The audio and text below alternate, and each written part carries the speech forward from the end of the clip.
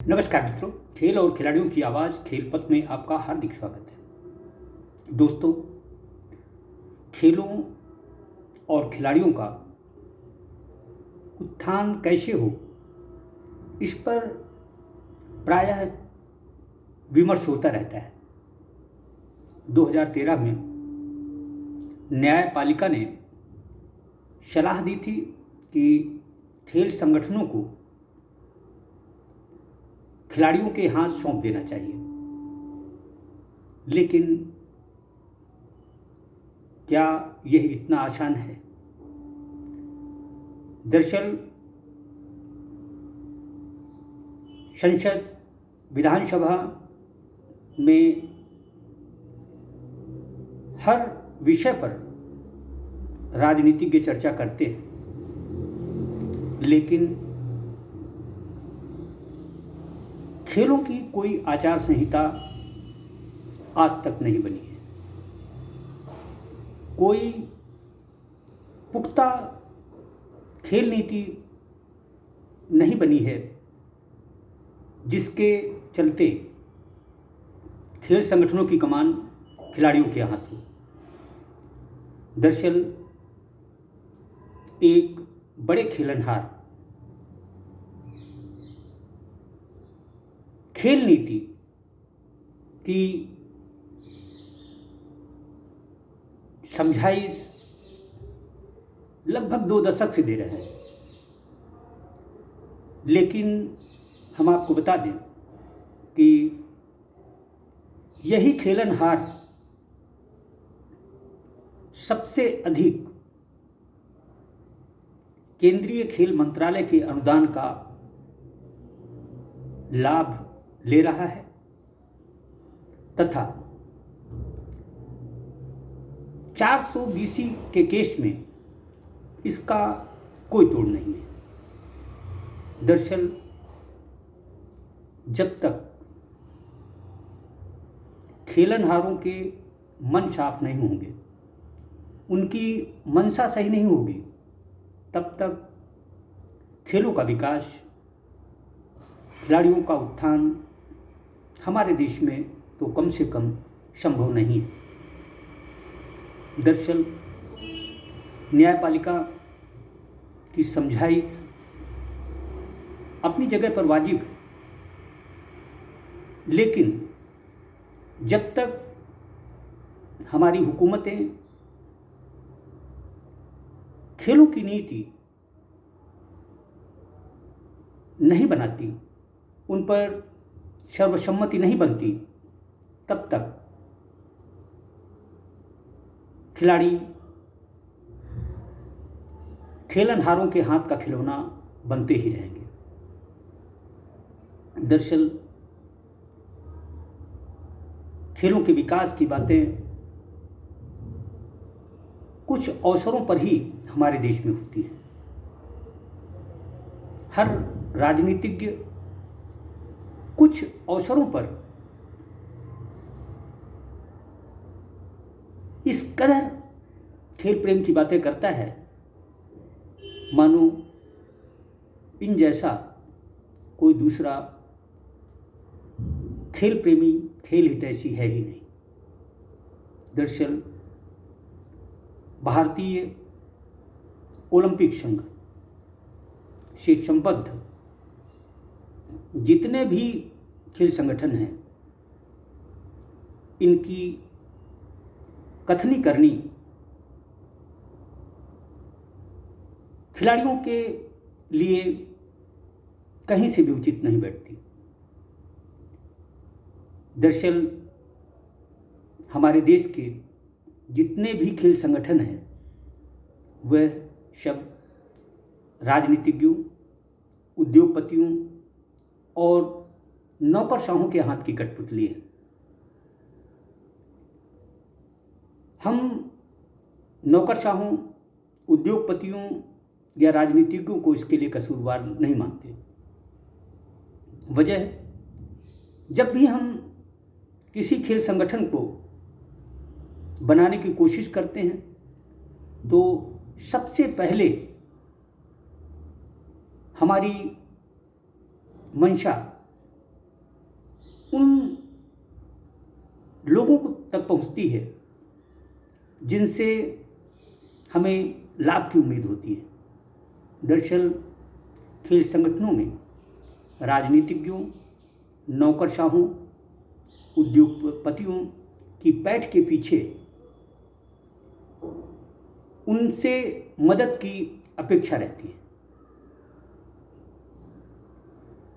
दरअसल सब कुछ बेईमानी, भ्रष्टाचार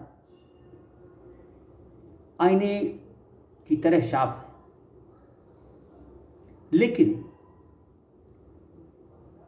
भारतीय ओलंपिक संघ जिसके हाथ में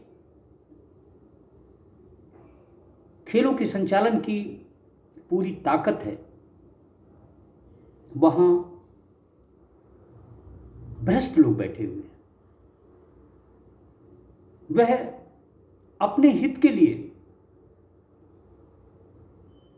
कुछ भी कर सकते हैं और कर भी रहे हैं। हाल ही एक बड़े खेलनहार ने लीग से हटकर ऐसा काम करवाया है जिससे अनुमति देने वाले कोई और नहीं बल्कि भारतीय ओलंपिक संघ के शीर्ष पदाधिकारी ही हैं। दरअसल भारतीय ओलंपिक संघ के शीर्ष पदाधिकारियों में बेशक समय समय पर मुद्रा कुश्ती होती हो, लेकिन लाभ के मामलों में ये सब चोर चोर मौसेरे भाई हैं। खिलाड़ियों की फिक्र न ही राजनीतिज्ञों की है, न ही उद्योगपति चाहते हैं और न ही नौकरशाहों की मंशा इस मामले में साफ है। दरअसल हम मन से मैले हैं। यही वजह है कि खिलाड़ी दर दर की ठोकरें खाता है। सरकारें अनाप शनाप पैसा खेलों पर जाया करती हैं। कोरोना संक्रमण के दौर में खेल गतिविधियां तो बंद कर दी गई, लेकिन खेल अधोसंरचना और सामान खरीदी का काम बदस्तूर जारी रहा।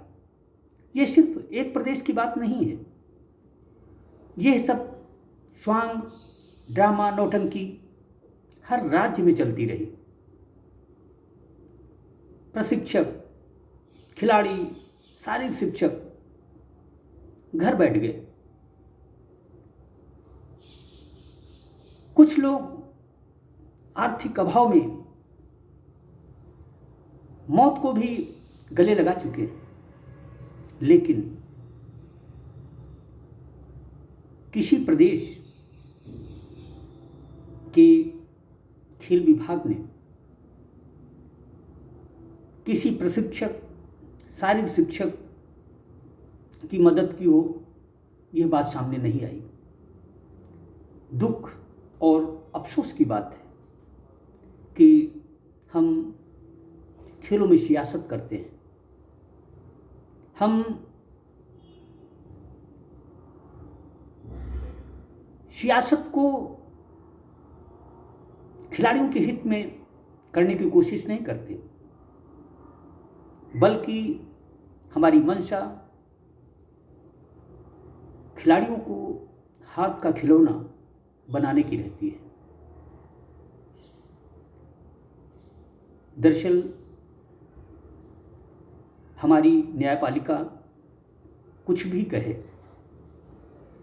लेकिन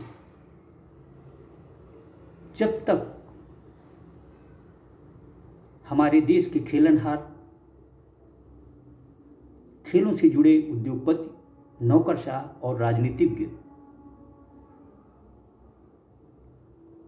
मन से खेलों के उत्थान की कोशिश नहीं करेंगे तब तक भारत में खेलों का भला कतई नहीं हो सकता। दरअसल खिलाड़ियों और खेलों की फिक्र करने का जो लोग श्वान करते हैं वह सही मायने में खेलों के असली दुश्मन है। भारतीय ओलंपिक संघ की पारदर्शिता, उसके कामकाज का तरीका किसी से छिपा हुआ नहीं है। भारतीय ओलंपिक संघ के पदाधिकारियों से आम खिलाड़ी, खेल प्रशिक्षक और शारीरिक शिक्षक का मिलना आसान नहीं है। लिहाजा हम कैसे मान लें कि न्यायपालिका किसी खिलाड़ी को प्रशिक्षक या शारीरिक शिक्षक को न्याय दिला सकती है। दरअसल आजकल राजनीतिज्ञ, हमारी हुकूमतें न्यायपालिका को भी अपने कब्जे में लेने की न केवल कोशिश करती हैं, सच तो ये है कि कुछ हद तक ले भी चुकी है। यही वजह है कि सरकार के खिलाफ जब भी प्रशिक्षक, खिलाड़ी अदालत की शरण जाते हैं, उनके मामलों को बिना सुने हुए, बिना संज्ञान में लिए हुए खारिज कर दिया जाता है। ऐसा क्यों होता है? इस पर न्यायपालिका को स्वयं विवेचन करना चाहिए।